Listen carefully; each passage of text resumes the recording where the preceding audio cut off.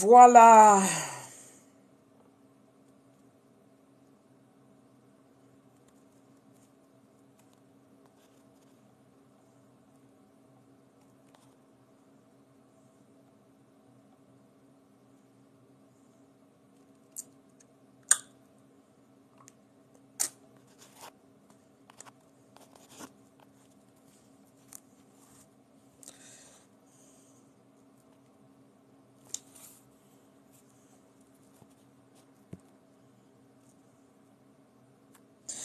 Voilà, bonjour, bonsoir, bonjour, partout vous êtes, salut, bonjour, bonsoir, guten Tag, guten Abend. Bonjour, bonsoir, partout vous êtes, venez, on va parler encore une fois. On parle aujourd'hui encore une fois concernant cette histoire de Mike Kalambay et Peniel. On doit clôturer ça aujourd'hui, je suis là, je suis en train de clôturer cette histoire à mon niveau, voilà. Alors, bonjour, bonsoir, bonjour partout vous êtes, salut, bonjour. Je ne sais pas ce qui s'est passé ici avec.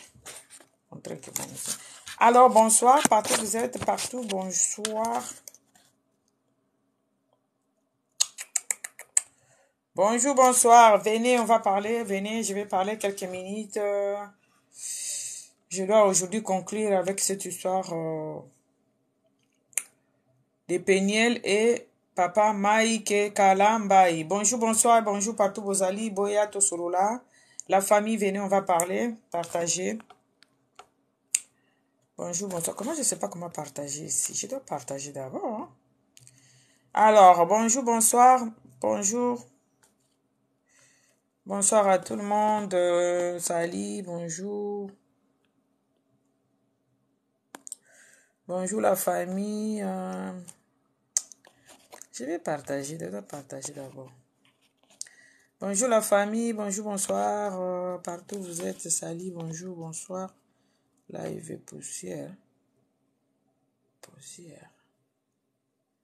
Microphone, je tourne chat. Alors, bonjour, bonsoir, partout où vous êtes, salut, venez, on va parler. Je n'ai même pas écrit mon titre ici. Mais un link est comme un touche anti. Alors, bonjour, bonsoir, bonjour, partout où vous êtes, salut, bonjour.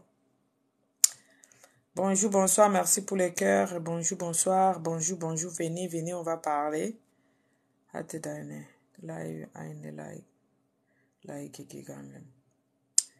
Bonjour pour les likes et bonjour, bonsoir, Nduta. Nduta, bonjour, bonsoir. Guten Abend, an alle.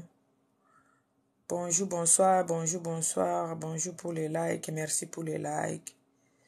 Venez, on va parler quelques minutes. J'ai pas beaucoup de temps, mais je dois parler. Bonjour, venez, bonjour, bonsoir, partout où vous êtes, salut, je vous salue. Bonjour, bonsoir, salut, c'est votre maman. La mère de tous.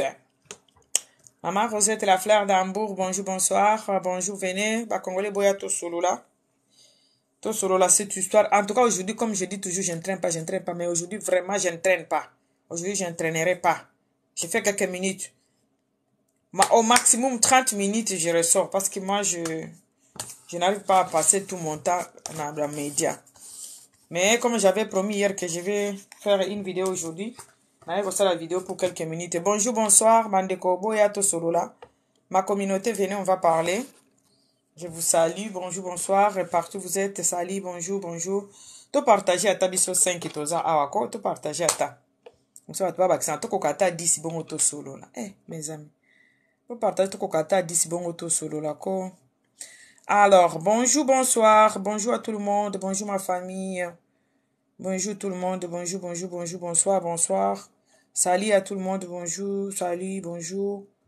Alors, Bokota, entrez. Bonne arrivée à la maison, prenez place, entrez. On va parler pour quelques minutes. Bonne arrivée, entrez. Bonne arrivée à toutes, tous. Bonne arrivée, entrez. On va parler pour quelques minutes. Bonjour, bonsoir. Voilà, comme j'avais promis, comme j'avais dit la fois passée, que je vais faire une petite vidéo encore aujourd'hui pour clôturer avec cette histoire de Peniel et Papa Mike Kalambay. Pour nous, le sous l'élo.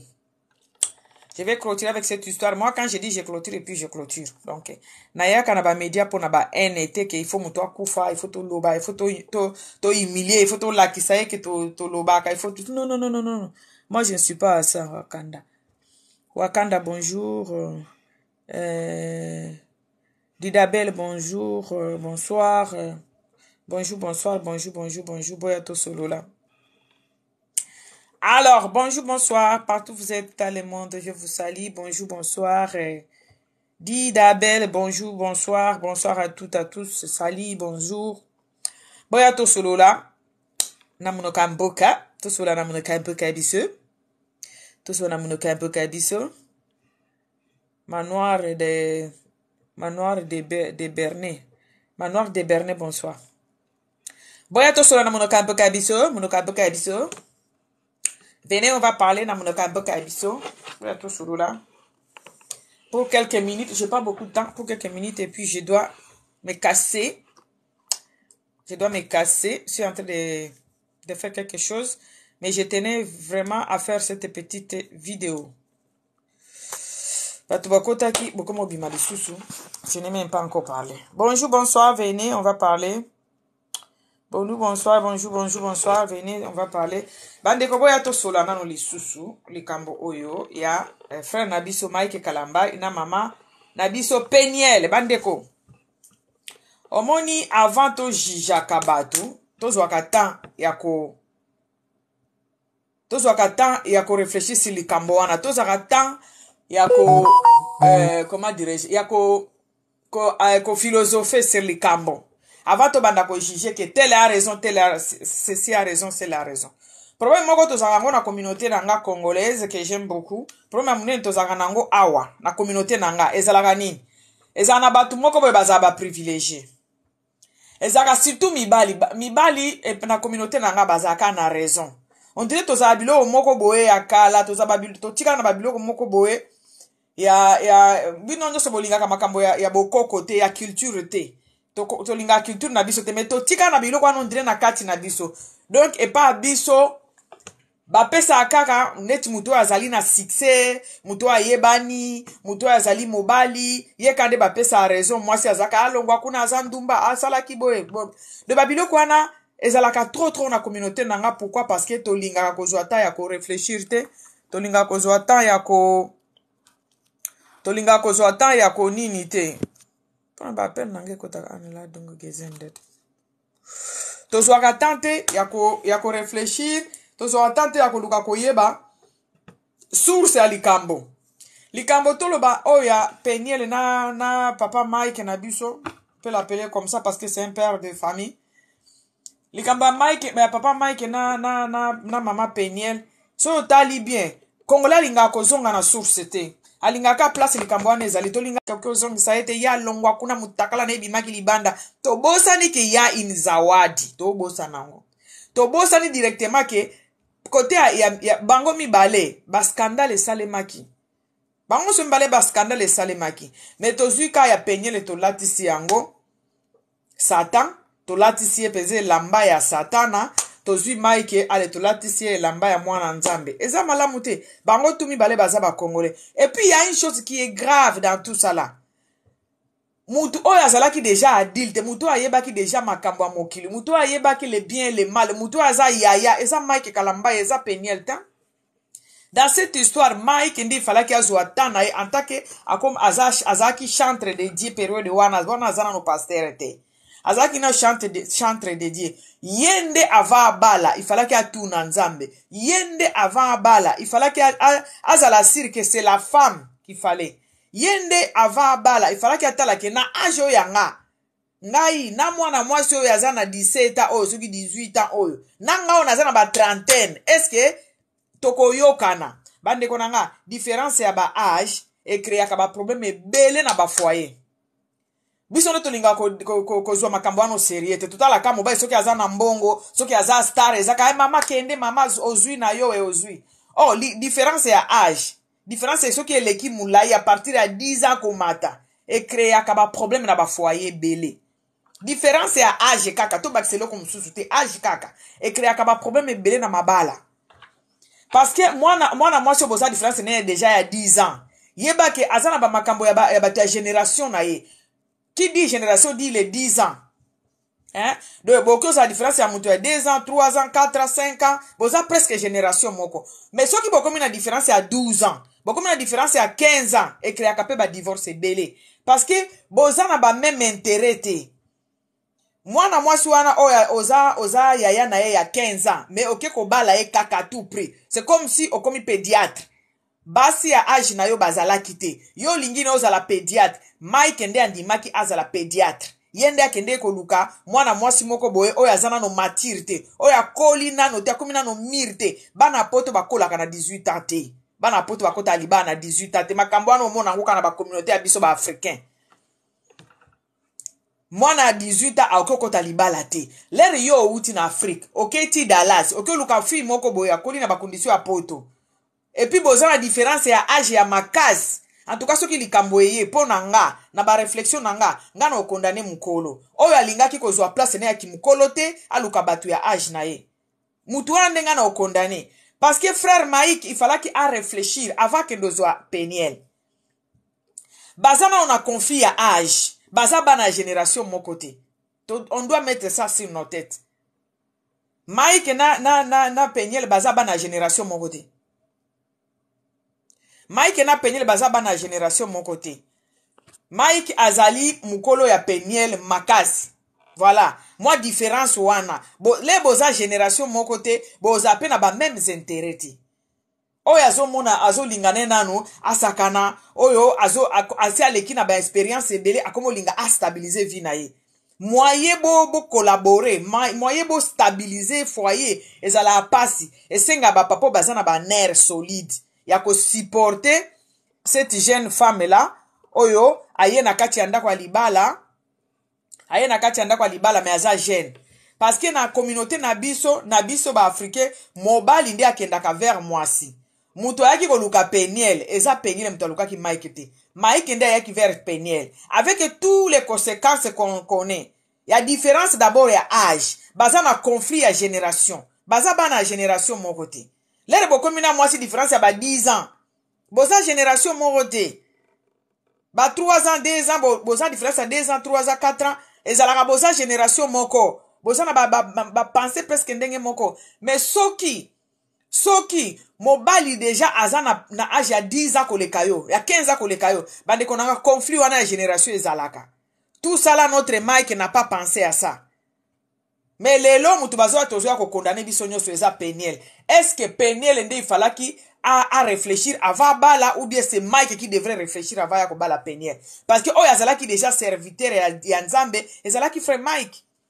oyo akoma ki déjà ko salela Nzambe ezali Mike liende le razo ya ko bala mwana ya pasteur ya poto bana wana bakipakutu bana ba pasteur en général makamba ba papa na bango etala bango te yo kendo bala mwana ya pasteur na poto mwana va na poto bozana no un na conflit ya génération bozana génération moko te komba ya liboso yango wana boza génération moko te yo osi oleki na bakuba na yo osi osali ba déception ebele osi oleli na se ya ba dra parce que mwasi moko boya boyi yo to okuti na camarade na yo osi oleki na ba conflit no ebele oyo ozwa fille moko boye azo croire nano aza ko croire nano na prince charmant ayebi ke prince charmant existaka yo siko osi okuba oyo kozwa mwana mwasi wana azo croire nano na prince charmant akoye pa na yo lokolo oza prince charmant na ye aoma lokolo oki osala eloko ya lingi yo prince charmant na yo kobondela ye yo siko oye na ba déception na yo ozwi ya ba enisi kuna mwana papa olangi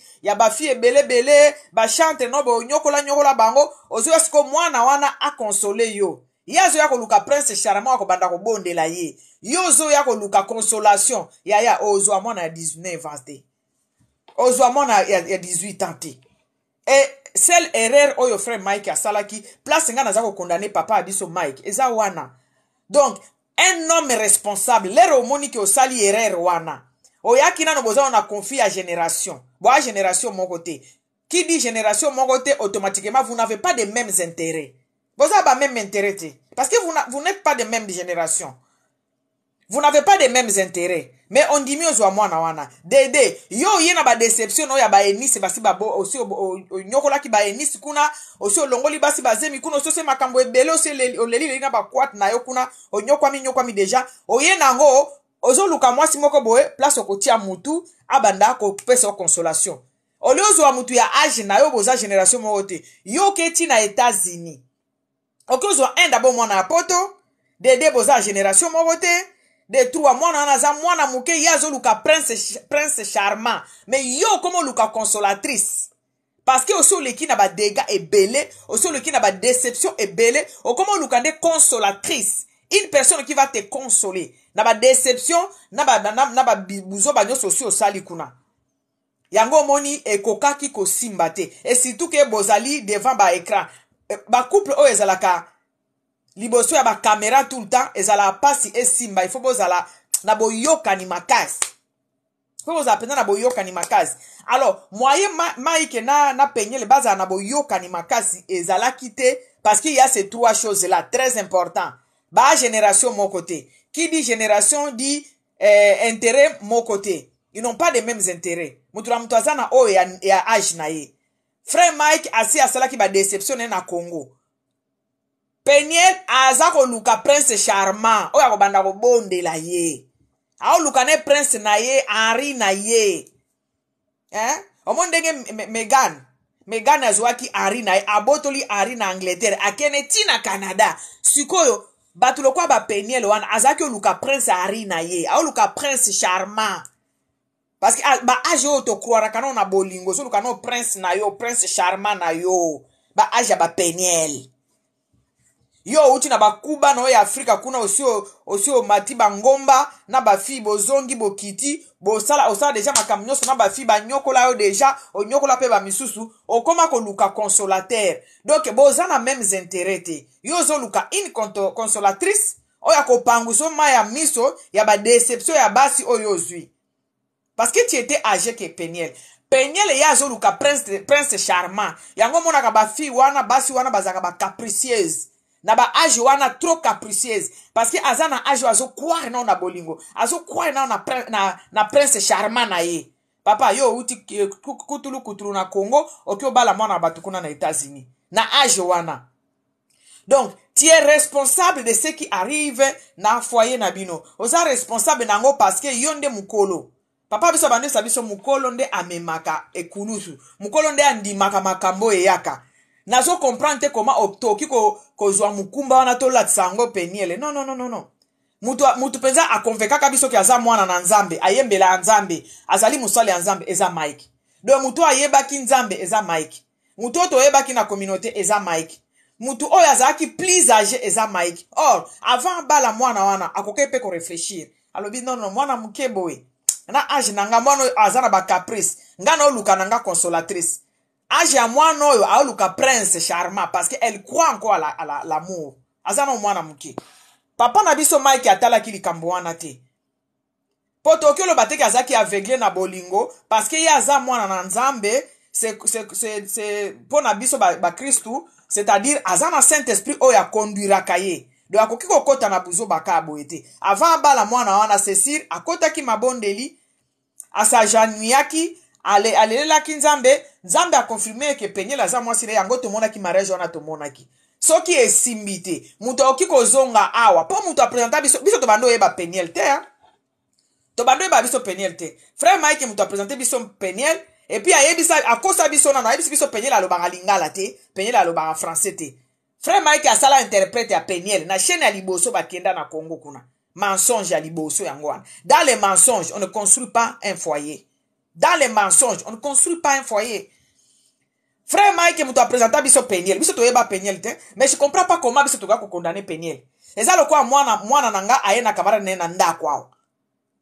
Bon, camarade ne wana a sali des ordres awa na ndako. Ngana osili ke la mwana abatu wana te. Yo muto yaki na oyebi ke azaka maboko milai. Tala siko depuis oye na mbongo ezo bunga na ndako. Na ogange la mwana nanga. So il faut qu'on donne conseil, on donne moi na batou baya qui n'était. Parce que c'est ma fille qui a amené la fille d'autrui ici. Mouto a présenté biso Peniel et ça Mike.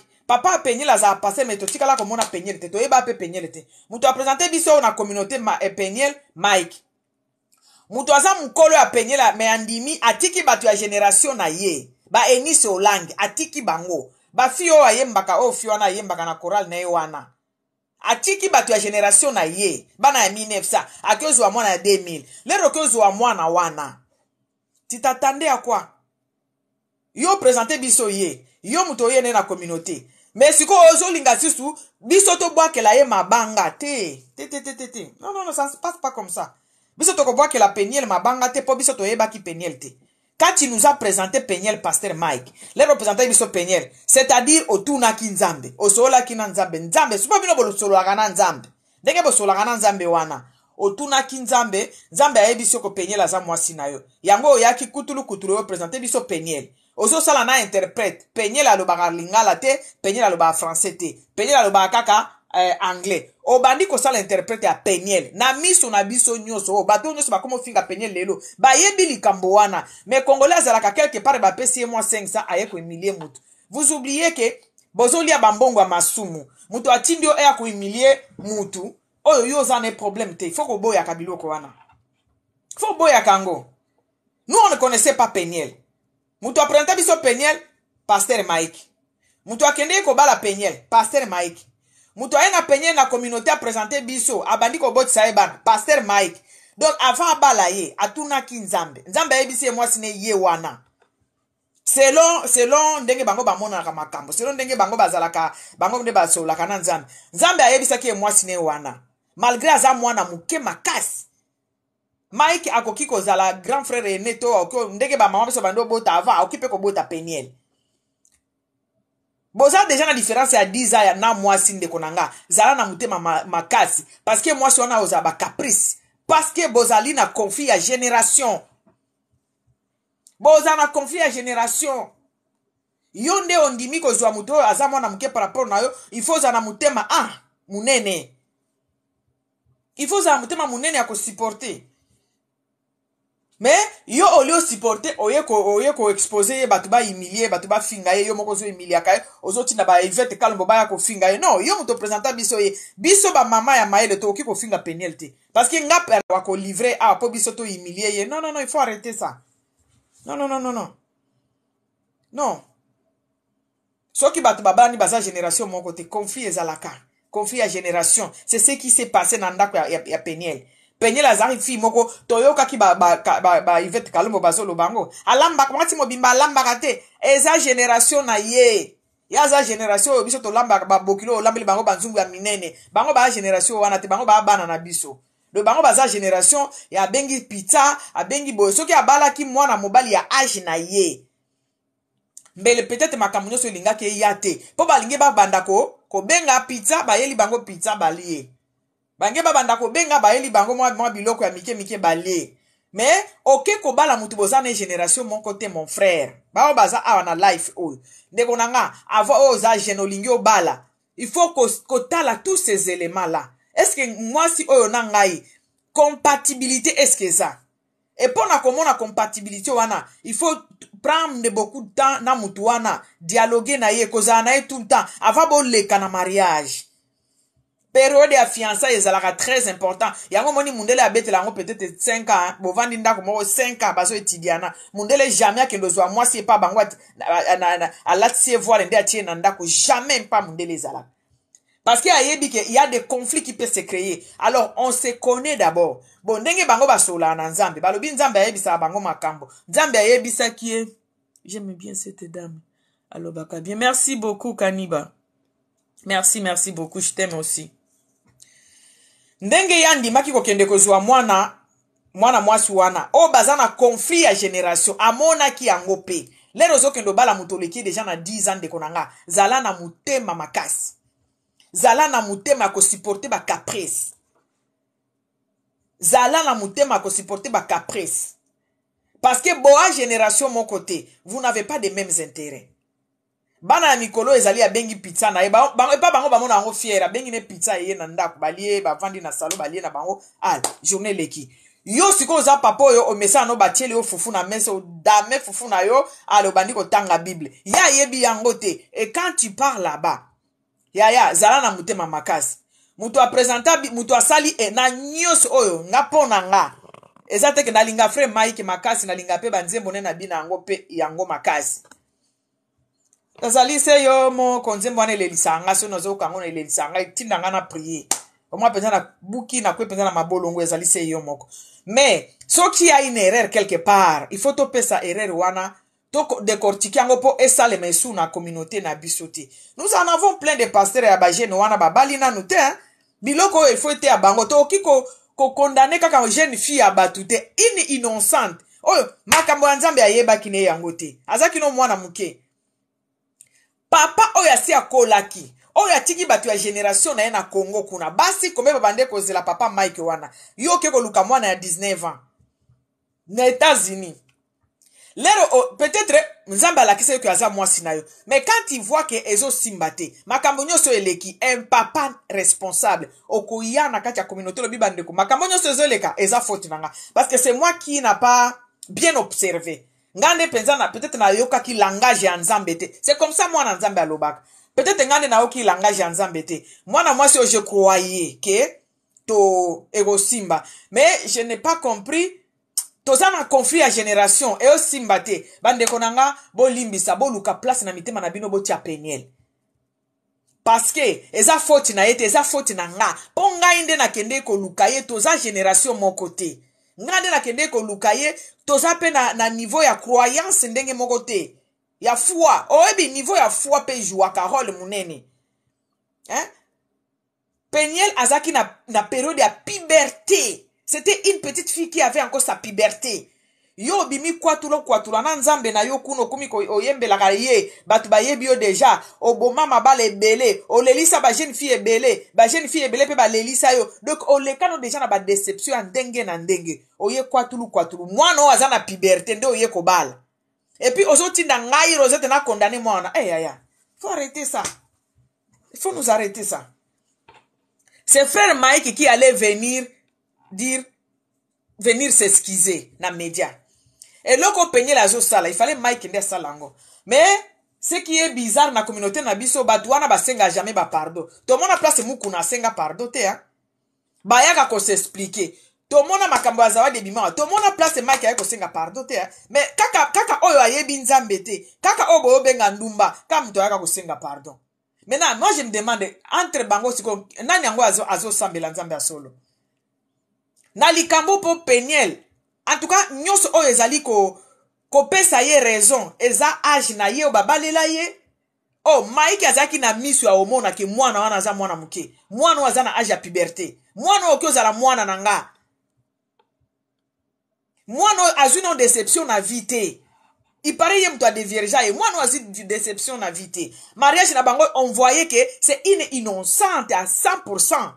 Et ben, comment on a qui est vraiment innocente à 100%. Tu acceptes de prendre une fille avec tout ça là. Bon, ça a conflit à génération. On l'équipe déjà a plus de 10 ans. Zala na mute matala munene. Ce que bali muto aza mwana muke. Pour bando vivre bouzo bana bouzo ba. Pour boza génération te, vous allez avoir des conflits de génération. Mwana wana pona kolakisa bolingo utiti États-Unis akititi na Congo. Bolingo kolakisa mutu bolingo koleka wana ezate. Ate. Mais siko mwana wana siko ndozo tinda. Ti Peniel yaki ko charger Mike awa na media. Eza pambate biso tutoza to amikolo to bando mona. Ba Yvette babima, ba oyo leki ya Mike babima. Tu peux t'imaginer petit frère à mobali na yo za na puberté. Mais petit frère mobali no ya lobi alala na yo. Ah. Okoyaka ko péter ba plomb et surtout que aza mwana muke. Donc dans tout ça là, mutu fallait senga pardon na média o. Et ça frère Mike parce que c'est lui qui nous a présenté Peniel. Yende peut-être à comprendre que ce qui nous a pas bango Nzambe asola na bango. Peut-être Nzambe asola qui na mais elle n'a pas bien compris la quoi. Comment on appelle ça? Il n'a pas bien compris le quoi nini ya Nzambe. Elobeli ya Nzambe a comprendre ki yango bien te a se retrouver dans situation wana a occupé ko yana alobi bande konanga moi Dieu m'a dit que c'est ma femme mais j'ai l'impression que c'est pas ça la communauté bolimbisa bolimbisa la fille, c'est pas elle. Le problème c'est moi. Tomoni moi no bi défilé. Batu ya mokili bakoma kutu kosala makambo nzambe. Makambo frère Patrick ayemba. Frère Patrick c'est wana. Ndeko ya Weranson. En tout cas makambo ayembe bele komi kosalema. Tokokuta makambo ya mokili na kati église. Église tokuti yango libanda. Bina file aleki na chaîne moko na poto. Alobi mama ya bana nanga. Eza ye fautif te ngai nde nazalaki mabe. C'est ça un homme. C'est ça un homme responsable. Il y a pas longtemps aleki en émission alobi mama ya bana na ngai. To kabwana esala nga pasi lelo na komo lia bambongo azate poto souffra na ye. Mais ezaki faute na eza faute na ye, ezaki faute na nga. Akanganga na mwasi. Eza yete mobali ya liboso epi ya mokili. Bobenga bango ba musicien ya mokili hein. Musicien ya mokili s'il vous plaît. Vidéo ana eza na média na biso. Bi défilé, ceux qui pid bi na filé. Un musicien mondaine. Ndenge bobenga bango. Aye koloba ke faute ezalaki ya mwasi na ngati. Mama bana na ngate. Ngai nde akangi nga na mwasi. Tozalaki pe bana mike. Mwa to maîtriser vie ezalaki te. Mais na lukatu totika na ba relation a bien. Voilà un homme. Mike Kalambai aza nani po okyo sala eloko wana te.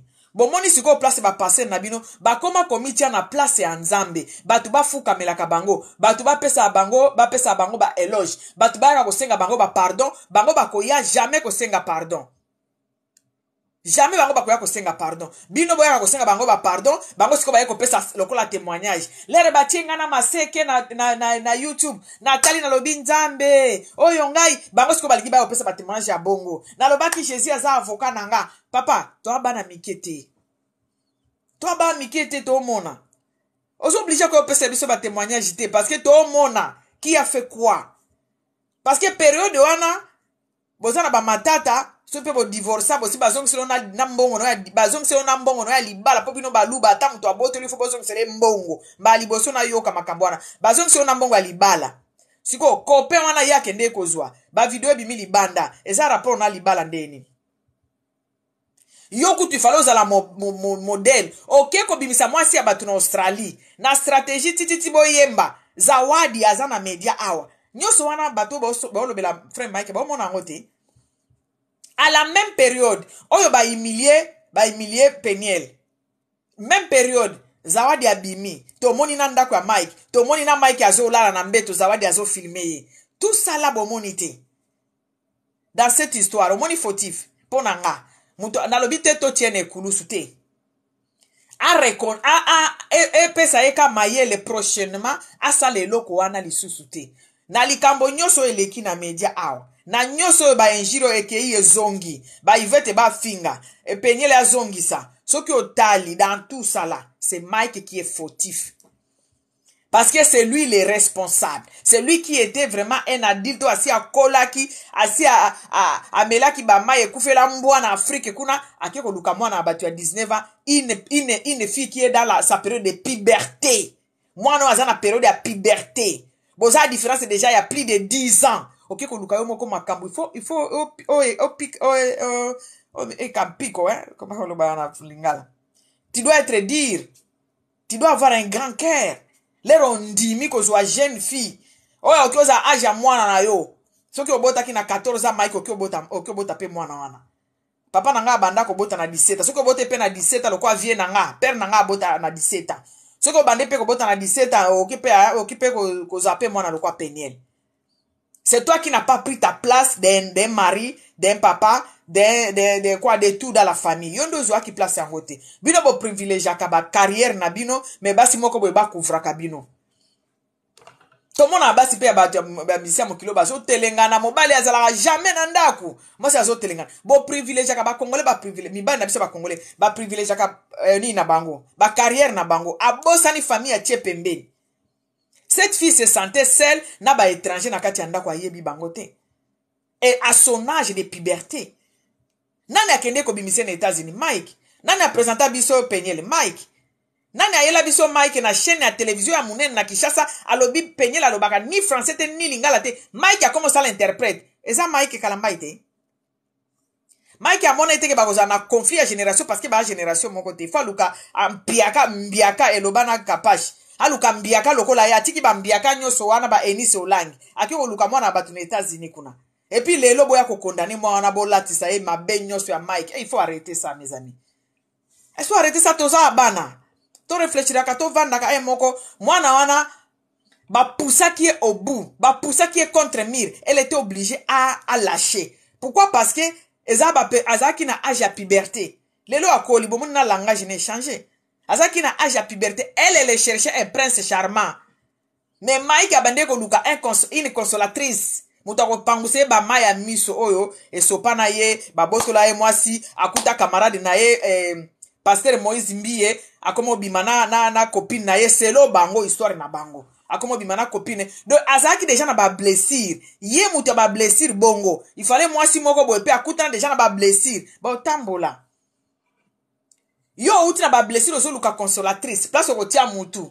Olo baka mama na mona makambo ebele mwana zo moi so nazo ebiso papa ça va aller papa ça va aller moi so azo ebiso ça va aller wana ye pe azwa pe bakuba na ye côté mususu bo tambola mais yo ke zo mwana azo luka prince charmant et puis bon après 5 ans boya comme ça que mwana wana ndia komi fautif te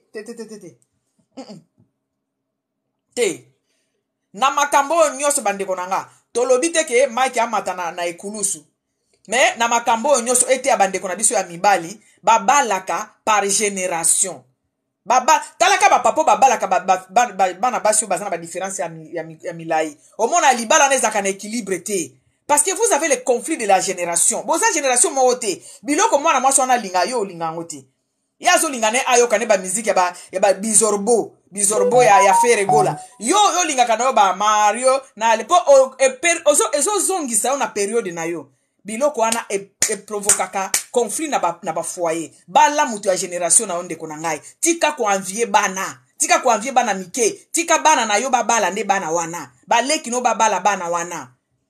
On est arrivé là où on est parce que frère Mike alingaki ko accepter âge na yete. Ki azambiaka alukambiaka moko na Kinshasa kuna to ata na États-Unis basé belé bayaka na l'église. Bala mutu ya génération na yo. Bozana conflit ya génération te. On est arrivé là où on est parce qu'il y a un conflit de génération. Penye laza mwana oyo azaki na âge à puberté.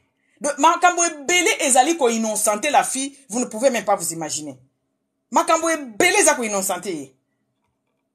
Ezate ke po mutu ayaki ko répondre ba Yvette Kalombo nde akomi impoli. Non. Ezate ke po ba bimisa ki mutakala na ende Mike akomi saint. Non. Parce que mutakala ya penye le bimi elekaki mikolote tomoni pe mutakala ya Mike. Tomoni Mike na mbeto alali na zawadi azo filmer. Biso tobosani nyoso wana. Tobosani yango. E komi kaka soki chibao e pa penyele. Non, soki chibao soki bango mibale. Soki chibao bango mibale. Eza conflit à génération. Ba génération mon côté. Cette fille na nyoso aza innocente dans tout. Mutu astiraki attention te ezali Mike. Po bande kona biso. Bazaka soki akomi ko simba moi 1 franc. Soki akomi ko simba moi 1 franc. Soki akomi vedette na kati ya communauté. Akomo lukabana mike. Botala bien. Batu nyoso ba yeba na communauté. Babala abatu ba age na bangote. Aokelo lukabana mike moko boy. Apart ba musicien mondaine na ebite bobenga bango ba mondaine be ba mondaine wana. Baza modèle. Botala ka bango nyoso nenge baza wana. Baza na ba asisi ya ba age na bango. Baza basi na ba age na bango. Baza na basi na bango oh kola na bango. Yo ke kozwa mutu boza na différence ya 10 ans 15 ans. Et puis oya kotie awa na ekulusu batu ba finga endumba te. Aza génération na yo te. Yonde o welela ki otiki génération na yo okepa ya bana bolinga kokola te batata na biso. Oza musali na nzambe, tu na nzambe ala kisa yo mwasi. Oza musali na nzambe luka mutu ya age na yo. Tomoni matu Samuel mwasi ne akufi, oke kozwa jeune fille nyonso. Mais aki kozwa mama moko boye, mama wana pe asi aleki na bakuba na ye, moye ba se consoler eza nango. Po baza génération moko. Depuis akien na mwasi na bosi boyo ki makambo, non. Aki ko bala mwasi ne moko boya Canada, mama mukolo baza age moko. Bo vanda tranquille. Po binonso bokumu na objectif moko ko stabiliser vie. Yo zana 40 ans, okozwa mwana 17 ans, o lukani wana yote. Ozana 40 oki ozwa mwana 19 ans. Po baloba nini obali jeune, nde yo komi jeune, non. Ozo luka ba problème. Omi luka li problème, boko ozana conflit ya génération. Bo bandako tout le temps. Yo ozana besoin ya ya ozana besoin ya shawarma, yo ozana besoin ya makayabo na pondu. Et ça crée des problèmes comme ça. Bon, génération mon côté. Oh, toyo kaba dega e beli a frère Mike. Na si fem siku tuba mama olangi a bengana ya go bengana. Mututu a ebi ango a bengana na kilt. Pona mwana na ye. Po osali ba dega na okuna na Afrique titi na batu ya génération na okende kokuya na mwana moko bo enda bo mwana apoto. Dede aza na période ya puberté. Aza na puberté penza place penza puberté et lamba maka place ba jeune fille ba finga ba mama longwa wana oza zoba. Na ba âge à 18 à 19 ans wana oza na fille à 18 à 19 ans o tuna eloko ko katela yo lingalo kamwa na âge wana nde yo ke ko bala ye yo zo lukano consolatrice ye mwana wana na âge wana zo lukane prince ne charmant ya bo banda ko potana bo ya ko fingisa mwana bato ko mi impoli o aza boye penyele wana omoni penyele wana penyele bo nini yango bolo bana penyelte. Mais bozo bosa na ke tata na biso nde asala ki erera ko uta na Afrique kwatulu akende kozwa mwana batu kuna atiki ba makangu tale bele na Congo tale bele basala ba matanga kuna et puis ba makangu nyoso la soki otali batu to bando linga frère Mike wana bala bango nde bafinga ka mwana wana de mwana wana tika bango na défaut moko boke olia ye ata azo lo bakutu nazo ya ko finga te nazo yo senga pardon nazo ya ko présenter ba pardon nanga mais bazaki ofinga na ba commentaire. Do batu nyoso penye la tika bango na défaut. Oh, penye le kutu ya batu te. Batu nyoso Mike atika bango na défaut kuna na Afrique. Oh, bando kensa Mike ya kubala bango. De kanda na bango nyoso ba kiti se pa mwana wana. Mwana na finga apamba ta. Ba finga ka e trop na bani na ye. Ba finga ka e trop asala ka live bako ya wana bande ko finga. Oh, bazo bosa na Congolese saka azika misanga. Ba bosa na ke penye le mtu abenga ki Mike ta. Penye la za génération ya Mike ta. Ba génération ya Mike eza mwana bana basi bantumba wana soki bantumba o ayemba ka epana ekuna na ndako kuna fio balakisaka tout le temps wana soki bosa ba concert na bango wana ba génération na bazwa ba kuba déjà balongola bango bazemi basala ba makambo bele moi c'est fois bala ye wana bo atika ki fi wana akiolanda mwana batu na États-Unis mes amis atika ka fi wana akiolanda mwana batu na États-Unis après lelo to ya ko condamner mwana mwasi wana. Lelo to ya ko condamner mwana mwasi wana. Basa génération moko na Mike te. Basa ki génération moko te. Basa na conflit ya génération. Makambo mpenyela omona bien, Mike omona o bien te. Et pasaka beaucoup na communauté na biso. Omona ba mame bele, muto autia wana poto akio bala mobile na. Oh, mibale ya théâtre, basa ba aventure te, yondo za ki wele za mayele te. Jeune garçon wana boza différence ya ta ya 10 ans. Tolo bata 7 ans. Et puis, yo vandaka na poto. Aussi ou accumuler ba comportement mususu. Ce que vous vendez quelque part. O banda ko accumuler ba comportement ya mboka wana sans que oyeba. O komi ko accumuler ba comportement mususu. Yaza na Congo kuna. Na mboka wana ebeba. O zuite o tikali o banyatio. Siko oke ko zoe kuno memie na poto. Tibo ya kokoma ndenge moko boko panzana. Parce que yo zana bloc moko bozolinga kende musala sala bo ya yebi na ye alala kana ye azui ba produit apakoli na 17h abimi na veni alati swag ya suka abimi na veni ba 20h akena chez Temba kuna keko nini epi azongi bo yo siko memie na poto olongoli o déraciner na na mboka na ye oye ko mema ye awa akomi awa po yo pe okoma ki awa ndenge oyaki pe na mobali esimba kite po bozana ba confier ba génération bo kabwana yo siko zongi suna siko yo zo mutu ya théâtre suso yene na poto a bo kabwana peka parce que bozana confier génération bo génération moko te bo na comportement moko te c'est pas pour rien mundele atia période ya fiançailles omoni ba parents na biso ba bande obala bango ba parents de ba baleli mwana bazaki azo observer mwana ya voisin mwana ona comportement na okofana na mwana nga mobile. Mama biso papa biso mama biso ba parents na bango de ba balela bango bi mwana mwasi akio bala akio fana na mwana na ngowe parce que ba parents ba observer yo ke kozwa mutu ya théâtre kuna po mona kaka si alati swag ya zo jouer théâtre ke zo na Afrique mais bozana conflit parce que bozana no bokomi Yo komi na déculture. Oh yaza nangote. Ere yo zolinga makelele za nakati ya ndako yazo yo kaneba miziki ya ba kofi azo betaka na ye. Yo lingi siko uti musala mwa kimia moko eza na ndako. Ya yebi wana te. Oh yo zolingo ke musala okuta ya sokoli ndako. Est-ce que ya yebi yango? Na Kinshasa kuna ba mbali basokola ndako. Basokola raté. C'est des conflits comme ça, des bomaka mabal. Dialogue ezate, mobile azana kibongai, moyebi kama mbali na biso ki akomo simba moi 100 €, moi 100 $. Akomi na kibongai, azana tana ya osola na yote. Oh, la petite avait besoin de dialogue. La petite avait besoin d'être seule avec son mari. Baki otiena ndako moko na ba ivete, na ba danseuse, na ba chanteuse, de ndako etondi batu, azo yebate akomi na monde nini. Et quand les gens condamnent la fille là, et ça la passe. La majorité ba kondanaka Peniel. Et ça bato yo Mike atika bango na défaut a blessé bango nenga kenda ko bala Peniel. Siko ba supporta ka présence ya Peniel ti. Parce que dans cette histoire, c'est pas Peniel qui peut demander pardon. Non. Ce qui te l'a dit logique, c'est Mike qui peut venir devant nous pour dire que la communauté n'a pas limbisa. Erreur ezari yanga. En tout cas, na ebité nazaki aveuglé ou bien le diable, je sais pas. Na kanisa ki nzambe muto ala kisinga ki po bango bako la kanzambe. Nzambe ala kisinga ki mwasi nanga yewana, mais j'ai l'impression que ce n'est pas ça. Bo limbisa ye, nga muto na présenta bino ye. Mais ole ya koloba ye muto a présenta biso mwana wana, ala oti la siko batu ba ko finge sou mwana wana. To yebi nenge makambo ya Congo etambola rati. On envoie les gens pour venir humilier la fille là. Bon, aza mwana poto, aza mwana muke, aza akobanda ko zongisa yango bande ko zongisa la en vrac. Et c'est la même personne qui vient demander pardon. Or, biso to yeba Peniel, te? Il fallait mutu a présenter ki biso Peniel. Nda ya ko senga Peniel pardon. Nda ya ko senga pardon pour na libala na ye. Ya ko senga pardon na erreur ya salaki. Depuis Peniel a bibo moni maiki abimi, ba ya kate. Ba orgueillé bango tout. Naba Moïse Mbiye wa. Do bango tout ba orgueillé. Chibola bima ki watu moni na ba photo na ba genou na wana ndenge azoti asoy. Bo mona ye ko senga pardon. Bango bazala kaka, bango ba senga pardon te. Po bango bazaka na raison. Il faut ka bana basi nde bazala humilier. Il faut ka bana basi nde ba koloba bango ba bandumba. Chibola mtu nyonso abenga ka ndumba. Oh to mona ba video na masuba batie na sachet ba keko bwaka. To mona ngo biso nyonso video est clair. To mona tata na yo senga pardon awate. To mona été. Tout le monde a été.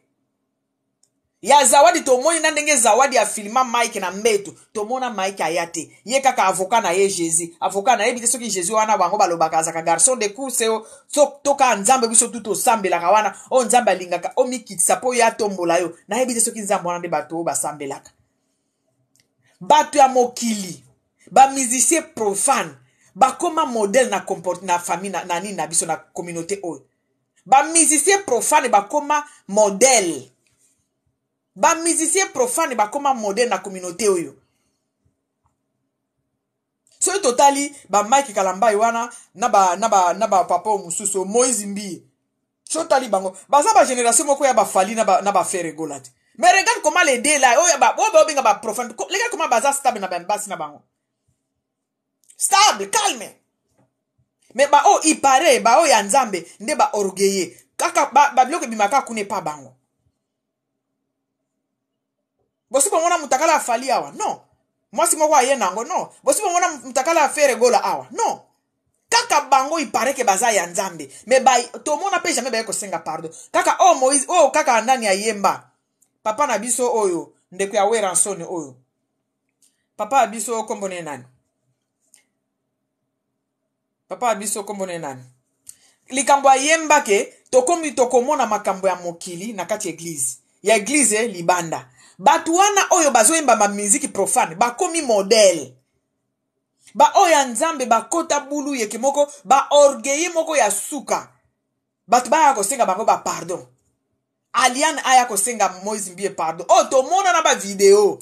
Mais bango nde basenga bango pardon bango ka nzambe na ngai avocat na ngai bla bla bla bla bla bla bla bla bla bla yo muto za avocat nzambe za avocat no lakisa biso yango na bizaleli nayo c'est-à-dire yaka komikitisa devant batu ba yeba po moni ko sala mwana na nzambe zaka koloba te na za mwana na nzambe to ko yemba nzembo ya nzambe te ko sala mwana na nzambe za ko yemba nzembo ya nzambe te to mona mwana mwasi o Beyoncé ayemba nzembo ya nzambe ayemba kango ezaka nzembo lokwa banzembo nyoso tieka Yesu ti Mais na bizaleli na yo nde bakoyeba ke oyo aza ya nzambe. Le problème est comme Elio. La façon où tu gères les problèmes là, c'est là où on va savoir que ça c'est un enfant de Dieu. La façon où tu gères les problèmes qui arrivent dans ta vie, quand tu gères ça bien, c'est là où les gens vont dire waouh, oh ça mon ensemble. Beyoncé ayemba kanzembo moko awe sala ka six ya ya nzambe. Soki Yesu nini wana bosani yango. Can Jesus dit yes, nobody no can say no. Jesus no, yeah, nobody can say no. Si Jésus dit oui, personne ne peut pas dire non. Qui a chanté ça? Et puis eye bani na monde un peu. C'est pas Beyoncé. Pour eza kotia tout kombo ya Jesus nde okomi mwana na nzambe te. À part tes comportements. Beyoncé ayemba Jesus say yes, nobody can say no. Can say no. To ebi yango. Monde entier yemba nzembo wana. Monde entier yebi yango. Est-ce que est comme ici Beyoncé chrétienne? Non. Est comme ici Beyoncé mwana nzambe? Non. Bango bakesandeke batiaka Yesu na banzembo na bango, basombi banzembo bakisi Yesu na kati, bakomi ba intouchable. Non. Na ba comportement na bino tokoyeba ke boza bana na nzambe. Mais vous ne vous comportez jamais comme les enfants de Dieu. Batukutu ya mokili bakomi modele koleka bino. Ti bina file. Mwana wana bina file. Boke obota ye bina file. Azo leka na émission. Oh mokili mobimbe ezota la communauté mobimbe ezota. Alobi kokabwana mama bana na ngai. Ezaki yete zanga. Ngai nde akangaki nga. Oh la. Jesus. Ngai nde akangaki nga na mwasi. Tozaki bana mike to jiraki yango bien te. Wow. Wana musicien mondaine. Wana nde bobengi bango ba satana. Musicien mondaine azo ya koloba biloko ya bongo. To mona place mutu moko te aswa diza batu ya chrétien wana aye ko témoigner kaka eloko wana kaka bina file ya salaki. To mona ko pa musicien moko wate. Ezalaka basi nde bandoki, yende ndumba nakangaki yende na mobali de kam basi nde bazalaka mabe. Vous makambo ya nzambe eza ndenge bino bolakisa biso yango te. Moi je me souviens le tobandi okolo moni basango mutoki tozaki nazaki na bakousin nga bakenda séminaire, grand séminaire. De na quartier soki ka zo loba na mutu les gens sentent que moi no asala la nzambe. Azana bo nyemia moko boye na maloba na eti sent beaucoup d'amour. Na maloba na zo sentir que aza komi pesa raison na eloko moko te. Mwana nzambe ami pesa raison te. Mwana nzambe ami lokela ka raison te. Mwana nzambe ya ko témoigner te. Oh Mike asala ki na concert na ye wana. Mwana nzambe moko te asa. Batu nde bako ya ko témoigner yo. Yo ko ya ko komi témoigner te. Batianga maseke na tele. Bo siko zawadi ezaki lukuta. Ya zawadi ezaki lukuta. To mona yo na mbetu te. To mona pika même Mike wana na mbetu. Ba Yvette Kalombo ba ya ko finga mama ya bana na yo. Eza lukuta te to mona kona na Yvette tout le temps. Lekino ya mobali wana yaki ko finga penyela lobi alala na penyel. Na ndaku na yo alobi yango epi to mona yo sala nemba photo. Bovanda kanenda kumoko. Mes amis, comportement na yo. Omoni bizali no nde ko lakso oh maza mwana nzambe. Mais mwana nzambe wa zela kabaya ko sengeka pardon. Mwana nzambe azela ba osenge pardon te. Mwana nzambe azaka na komi kitisa. Baye baka mwana nzambe na komi kitisa. Mwana nzambe akitaka. Mwana nzambe alinga komata te. Mwana nzambe alinga yo zo luka ka témoignage kaka. Batia kanga na maseke na nini na YouTube. Na mita inobi nzambe. Nga oyo penza eza yo. Eza yo bakoseli yo te. Eza yo parce que soki ezaki yo te melo ya déjà ko senga pardon na media. Po yo muto yeli biso peniel. Biso to yeba penyel ta? To yeba yo Mike. To yeba yo yembaka banzembo ya gospel. To yeba yo fiancé ya mwana mama olangi ba présenter o tina CFMC. To yeba yo camarade ya Moïse Mbi. Bo swana awa na media awa. Bo komi ko tia na misapi kaka awa na media. Penyela zanga na katite. Penyela zanga na katite hein? To yeba yo zawadi alakisi biso bafuto to moni na kati andako no oza na mbeto zawadi ya zoomé penyela zalaka isu na ndako no ta oboningi babimisa penyela lokola nde yende mutu ya masumu ya liboso no mwana mama olangi wana penyela bato azaki nano mwana muke bazola tse ba couche kuna na États-Unis hein bo lukaka ba relation paternel, non, il faut boza na différence ya 10 ans, 15 ans te. Boza na conflit à génération. C'était vraiment thème on gana yela kina lobalelo. Ce qui ozo luka relation. Boza na différence ya 10 ans, 15 ans te. Boza na conflit à génération. Boza na même intérêts te. Lero ozo luka se stabiliser parce que comme dans les quarantaines, ozo luka na bandi okola na stabiliser vinanga. Jeune fille wana ki obala ndeko na ya 20 ans na Kishasa wana. Ye azo luka nano atia bijou na kingo. Ye ezape normal, c'est l'âge. Ye azo lukane prince na ye, charmant. Azo luka muto bando benge bébé, muto bando mema ye. Yo zana ta wana toke no matano ba siafodage kuna. Ozongi ozana bezo bala mbelo kabaka ta fufu olie na yo keno olali. Ye siko na minute wana aza bezo concert nyoso eko beta, fere gola yo beta kan. Ao lingana ke concert wana. Yo baye okota telema ba concert ke baya na yo. Boko ye ou melate. Parce que vous n'êtes pas de la même génération. Et c'est ça na cause ya makambo tozo mona o ya entre Mike na Peniel. Ba makambo o Peniel la sala wana eza bato ya génération na ye. So Peniel azwaki papa mu garçon moko boy ya âge na ye. Tam supe ba potanaka bazonga naka ba potanaka ndenge tozo mona ngo epa ya Rebo na Inosbi. Bako potana bazonga ni parce que baza na mêmes intérêts. Papa, yo komi na besoin ya pongi. O mataba esafodage ya o lemba. Ok oluka mwasi na Kishasa. Ok ozuka fi. Yo za na 40, ok ozuka fi moko ya 21 na Kishasa. Me oluka liwa na yote. Bo yoka na te, bo vanda pete. Après boko oloba bana basi na biso bazaka bato ya bentere. Bino nde boyeba ko beta mutu te ava bo sala makambo. Oza na 40 ok obala mwana ya 20 te. Ya 21 na te. A mwana na yo papa, respectez-vous. Parce que ako bando selo makambo ya bana mike na ndako yako yeba ko épargner te eza biloko yaka avec l'âge par rapport na ba circonstances ozoleka nango ba déception ozoleka nango ba passe ozomono ba il faut na bomba mbongo c'est que vraiment na mbongo il faut ko bomba mbongo il faut na leka na kuba moko boy nde pesie mayele mutu aza na expérience na vie te okotie na vie na yo ya izala na mutema tala munene boy. Parce que yonde oko za l'enseignant, yonde faut pesa ke conseil, pesa ke basala raboite basala rabo. Ko lembande te, ndenge olingi bala no jeune, ko lembate na koloba. Et puis banda ko ndima kabilo ko mususu. Oko bimane ake ko bina na boîte, azongi yo ndima ngo kaka. Ata yeli yo malade, yo ndima ngo po linga ke oza na jeune na ndako. Yo lingi ozonga jeune, po lingi okola te. Olingi no kokola te, yango eloko ekomeli Mike.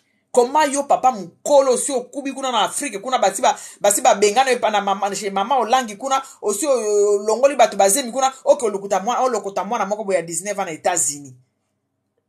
Mwana ya poto awa ya 19 ans yebi kolamba. Alambeli wapi? Bango bayekola kolamba le babimana bandako. Il faut abimana ndaku. Akokisi ba 25 ans na 22 ans na abimina ndaku, akomi na mwa studio na ye, akomo sengo bilo wa kolia ndia uyeba kolamba. Yo ke lobe la biso mwana 19 ans et puis olingi to tiene kuluso awa yo bima musanto Mike na communauté nini te toi mikolote bino bozala ka ba inonsa bino ba inonsa kaka bino bino ba inonsa kaka bino ka bozala na raison te en tout cas na eloko na makambo ya Peniel oyo yango na mona kutu lekola ba para Peniel ba sunulu na bango po c'est sire ba pekisa na bango. Na mona on dirait ba parents na ba pekisa na bango ba bi oyo aza mwana muke par rapport na yo. Jeune fille à puberté. Yo papa aussi o mati bangomba kuna na ba mangengenge kuna ozo kende ko lalaka kuna ozo luka na yo lipa na yo. O tambola na ba makolo oyembeli biso azali seye moko esala biso succès. Ozana ba succès non na Afrique kuna basi bakota ka mangengenge po bala bango. Otiki bango ke luka mwana azana puberté na États-Unis. Et puis les robots à côté de la mission na média pour battre ba lapide peigner les abato bas raisonner raté ba maman ba mayele te baza na temps ya ko réfléchir te mutoko a lapide peigner lo ba a revaka abando rêver Mike wana to aza maman moko ba aza mayele te yo muto présenter biso peigner yo muto lobi kutu peigner la ebilingala te ka yo moko Mike yo wana peigner la ebilingala te o sala émission na peigner ozo interpréter. Pasteur Mike a sala émission na Congo. Peigner la zolo baka anglais, il a zo interprété na français. Nga tengo bi une congolaise na ba poto awo aye balingala te. Nyoso wana yo Nyonso wana o construire foyer na yo na kati ya lukuta. Oh, vi ba construire yango na lukuta te ekobima na poisa. Olingaki olakisa biso ke yo ke ozwa moto alobaka anglais, yo mwana na ebande mwana eza mwana muke makasi, aza na âge ya puberté. Aza na besoin moi jeune garçon moko boye babundaka, basonaka, bazongani, babundani, ti bakoya ko se stabiliser. Mutu ya génération na ye. Mike oza génération ya Peniel te. Besoin na conflit ya génération. Et dans ce cas-là, mutu bapesaka faute eza mukolo. Moi je connais dans ma famille et pas biso ceux qui likambo ekomi ante mukolo na mwana muke mutu bakondana kezalaka mukolo parce que mukolo nde ifalaki a réfléchir, mukolo nde ifalaki a pekisa, mukolo nde ifalaki a pesa leki conseil, mukolo nde ifalaki ayeba ke awa nazotia likolo awe osimba te. Pour Mike azaki Mike abalaki Peniel azaki mwa muketa, Mike azaki déjà dans les trentaines. Mike azaki déjà dans les trentaines. Peniel azaki même pas dans 20 ans. Na ebi soki bokanisaka nyonso wana. Peniel asi amizongela kinene États-Unis. Toye komona makambo ya zawadi awa. Zawadi na kati ya ndako ya Mike na chambre. Ba photo ezali na YouTube. Wana esu Peniel. Abimela Moïse Mbi awa zo finga Moïse Mbi. Wana Peniel. Lera yaki koloba wake Peniel akomi atana musapi na linzaka ya mama majabu wana soki majabu wana. Wana esu Peniel. Tala, totika hypocrisie, hein? Totika hypocrisie bandeko na ngai. Eza pasi kaka makamboleka na communauté na biso. Ba privilégié bazalaka. Et puis, ce que je trouve un peu bizarre, batouana ba manipulaka, mais les gens ne comprennent pas que ils sont manipulés. Obike batouana ba manipulaka bino na modèle moko bondimati. Ce sont des manipulateurs. Bazaka na raison, ba monsieur raison. Bazaka na raison. Bazaka na raison. Mususu wana soki tatu akabona na masina kyo bala mundele. Boyo kaka. Olongwe awe pa bino kozwa mutu mboka mususu lere kobeba kuna oyeli biso siko mwana mwasi wana za mwana mabe. Non. Bino nde bo réfléchir ate avant bo sala makam. Bolinga bo lakisa mokili. Ba musicien mondaine baza modèle na communauté. Ba modèle. Ba vanda calme na basi na bango. Calme. Ka bino. Mususu wana Moïse Mbi nzoka nde akbala. Oh na ko bala te. Ata bolobi bala na ko bala te. Nzoka nde abala. Abala mwana pe ya mukolo azawa na kati ya foyer wana tala batu oyo makambo bazalaka nango. Tala makambo bazalaka nango. Biloko na mona ka pa bango kuta pe pa mutu mususu te ka bango. Ka bango soit disant biloko église. So batu balobi on ne touche pas à Noé. Vous ne savez pas ba ouais. Mwe ya Nzambe. Omoni ba papa idi na bala wana. Ba we biso te ke aza we. Ba papa idi na ba na tunyoso bazaka tout autour de papa idi na ba. Mutu akoyebi sote ki aza wen. Le comportement na ye otala ka yo moko lobite je suis devant un serviteur de Dieu. Pourquoi basenga biso ba kirikiru muvite soki to luka musala? Po ba ye bato leka wapi? Tala siko ko leka bato na Moïse Mbi aza na mwana. Ayebi atika ko présenter une église te. Ndoka nde abala bafanda penda ko moko na mwana na mwasi abota pe mwana. Ba bomba eloko wana bato ya modele wana. Mutu aza ya Nzambe apesa nyo sepa Nzambe akoloba bandeko erere moko esalema kitala mwana na bino yewe mais bakongo bango bakocouvrir kaka bakofuta bato bambongo ka babomba ka eloko na bobo bazomba parce que ils veulent nous manipuler. Il sait que bino ne bopesa bango mbongo il faut ba manipuler bino.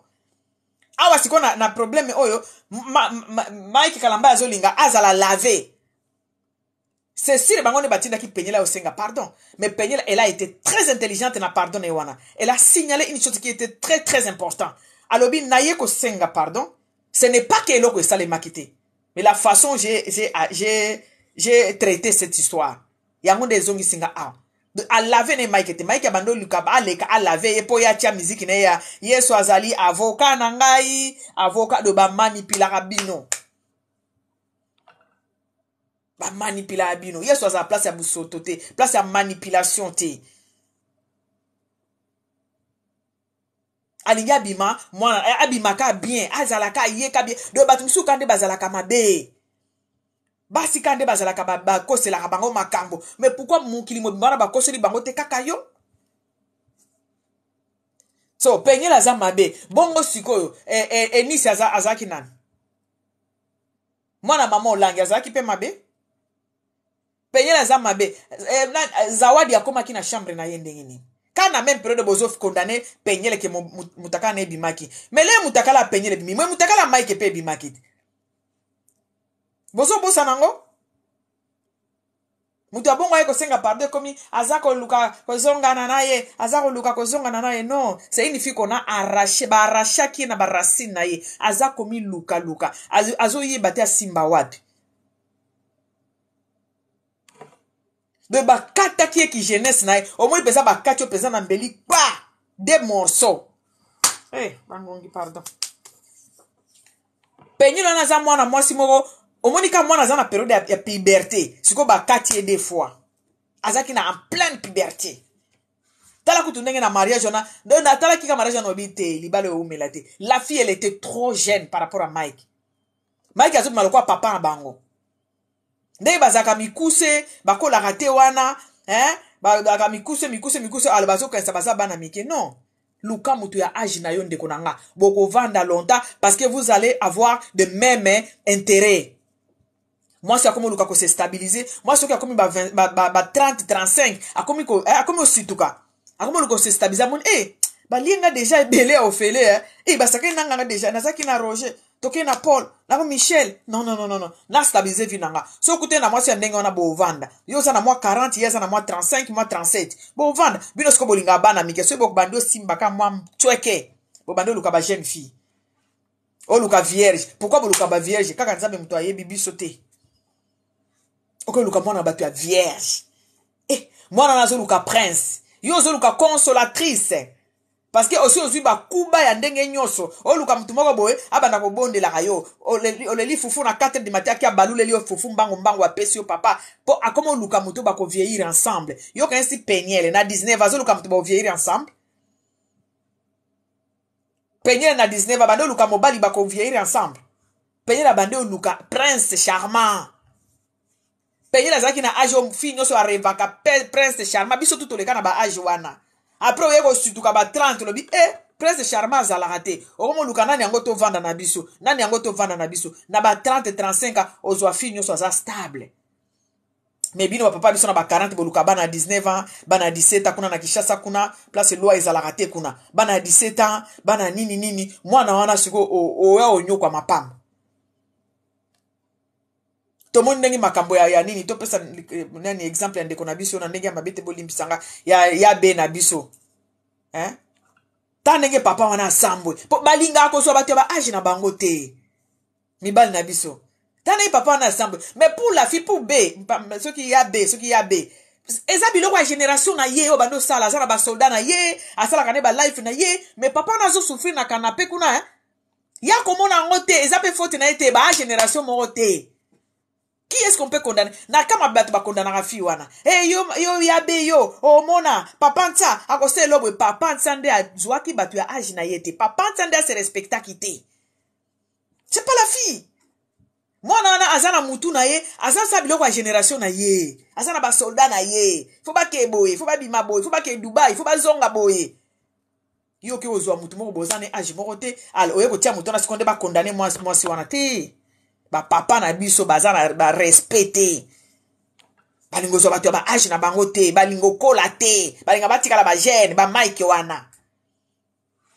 Mususu wana Moïse atika jeune fille bato asundola ye na mwana, ya te yakabatu kuna lati ba veste, ba mbwa kila na ba cher, batu moko do ba kamisa nga vraiment. Et puis bazo bazana nzambe, o bazaba we, ne touche pas we. Tala omoni we, baloba te muto ya za wete, e mona naka. Oko sentir ango. Pas ses pensées, ses façons de parler. Modèle azako gérer ba makambo. Parce que na era premier de ba yeba ka muto aza bien muto aza mabe.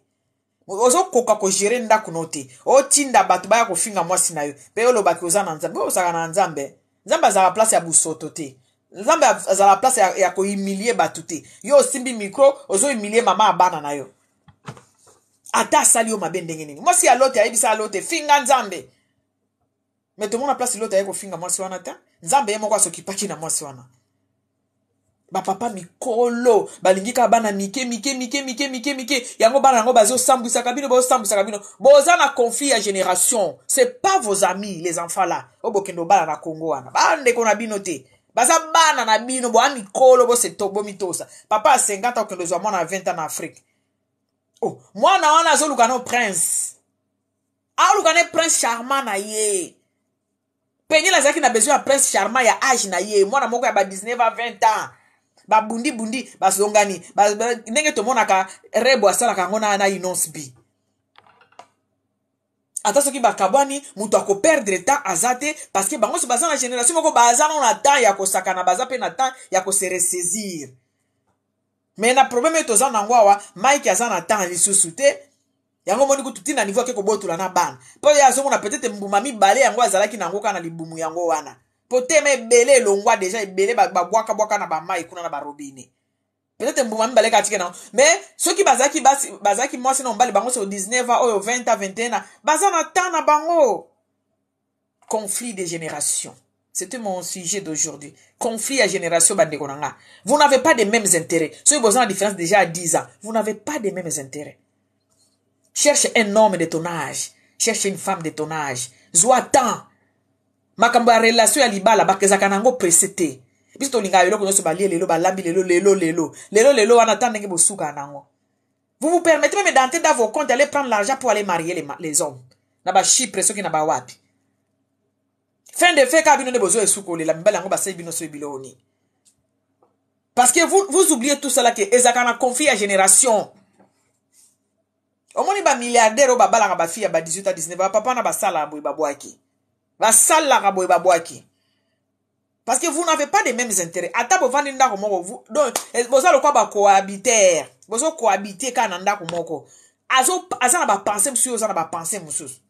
mais si vous avez les mêmes générations, vous avez que Mario, période bien mais Mario, qui fondende, qui fondende, ceux qui fondende ba yembawana. Ne bizorbi.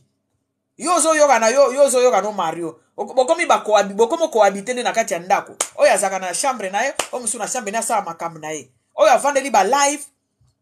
O musu kuna azana e kune kotala soki télévision soki otanga ba revue soki azolamba ne fufu. De bokoma ko cohabiter parce que vous n'avez pas les mêmes intérêts. Là où il y a pas les mêmes intérêts, li bala na vandati. Il faut arrêter de condamner la petite là. Na makambu nyoso ona lobaki yango lobi, mutu aza fautif. Totiene kulusu te na lobi likambo kulusu awate na likambo zo leka entre Peniel na Mike fautif eza Mike mto yela biso te Peniel to eba Peniel te Peniel aza mwana ya Mike soki Peniel soki penza Mike penza na bule ya bien tikala na mboka na 14 ans abota akoza pe na mwana âge ya Peniel. Il faut arrêter ça. Ba papa bo luka basi ya ba âge na bino. Exactement que parce que komi na mbongo ndio ko se permettre tout. Ozo se permettre tout, mais to moni papa nta ndenge asambo ya kufilo kwa mbwa. Parce que bolingi ba génération za ya bino te. Bolingi ko zo bato boza na même intérêt te. Bolingi ka ko la bato bobala pona bato ba mona nazana mwasi ya bien, ba mona ngana nazana joy ya bien, alata ka slim, alata slim après slim. Après slim. Mike abala ki penye le pona ko lakisa biso anglais, fi a bien. Tala ndenge fi wana bimaki lokwa ange moko boju ba présenter ke pa église ya Moïse Mbi. Lokwa ange. Do bobala ka pona bato. Botu na nzambe te bobala pona bato. Lere simbi te ale boye suna bato yango to tia bango ne kuluswa, muto tia penye ne kuluswa wazate. Parce qu'on a compris que c'est vous les problèmes, ce n'est même pas les filles là. C'est vous-même les problèmes. C'est vous-même les problèmes. Musicien mondaine nde ba komi modèle na communauté bino soit disant ya nzambe tala bulu ekeza na kana bino. Il faut esa la bino réfléchir bozonga batu bozongela nzambe ya solo boyeba kokita l'humilité procède de la gloire muto ayebi ko simili ko kitate nzambe akitisa nzambe atombola rete muto akitaka nzambe atombola re. Le monde à l'envers. Une fille qui ne connaît pas Dieu comme Peniel, nde azoyaka kosenga pardon, mutu oyo aza atoye baka ye pasteur, nde siko aza fandi kuna azo boude, basenga ka ye pardon po aya ko témoigner que hey, nalobaki Jésus est mon avocat, Jésus aza avocat na ote. Po to mona na miso na biso. Tout le monde. Il n'y a pas l'avocat là-bas. Il n'y a pas l'avocat. Au moins, ma campagne, beaucoup ça biso trop. To yebi bino déjà.